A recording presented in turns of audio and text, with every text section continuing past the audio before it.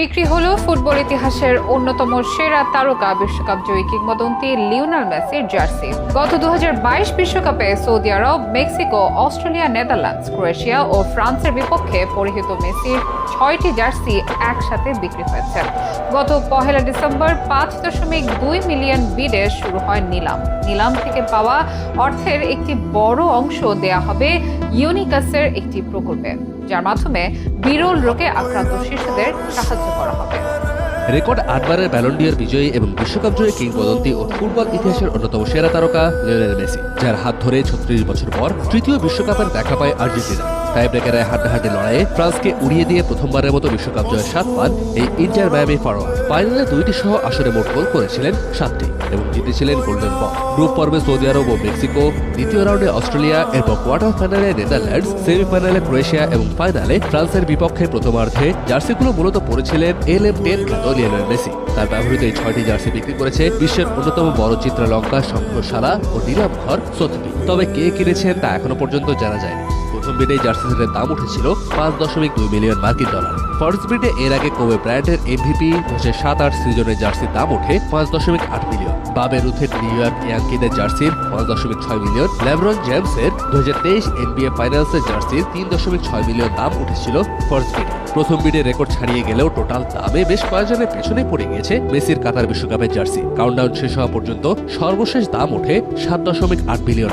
বাংলাদেশি মুদ্রায় এর পরিমাণ 85,37,19,360 টাকা। $6.5 বিলিয়ন পর বিড হয়েছে মাত্র 3 দিন। মেসির এই জার্সিগুলো এত বিশাল দামে বিক্রি হলেও রেকর্ড ভাঙতে পারেনি হ্যান্ড অফ গড খ্যাত প্রয়াত কিংবদন্তি দিয়াগো ম্যারাডোনার জার্সি। 1986 বিশ্বকাপে ইংল্যান্ডের বিপক্ষে গোল দেওয়া সেই জার্সিটি গত বছর $9.3 মিলিয়ন বিক্রি হয়েছিল। ফুটবলারদের জার্সির ক্ষেত্রে এটি সর্বোচ্চ মূল্য। তবে ক্রীড়াঙ্গনে এখনো পর্যন্ত নিলামে সবচাইতে ব্যয়বহুল ব্যক্তিগত জার্সিটি বাস্কেটবল কিংবদন্তি মাইকেল জর্ডানের। 1998 সালে শিকাগো বুলসের হয়ে NBA ফাইনাল চলাকালীন সময় এই জার্সি পরে খেলেছিলেন তিনি।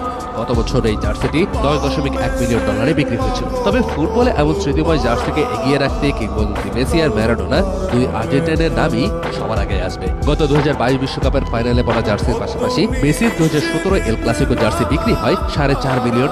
গত 30 নভেম্বর থেকে এই জার্সি নিলাম শুরু হয়, যা চলছে 14 ডিসেম্বর পর্যন্ত।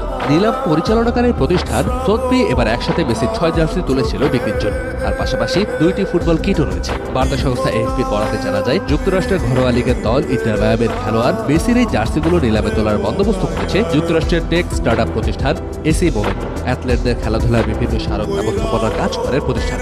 নিলাম থেকে পাওয়া অর্থের একটি অংশ দেওয়া হবে ইউনিকাসের একটি প্রকল্প। এই প্রকল্পটি বার্সেলোনার সান জুয়ান দিদিউ চিলড্রেন্স হাসপাতালের একটি উদ্যোগ, যা লিও মেসি ফাউন্ডেশনের তত্ত্বাবধানে পরিচালিত হয়। এই প্রকল্পের মাধ্যমে বিরল রোগে আক্রান্ত শিশুদের সাহায্য করা হয়ে থাকে। ভক্তরা মনে করছেন লিওনেল মেসির এই দান সবসময় তাদের জন্য অনুপ্রেরণা হয়ে থাকে।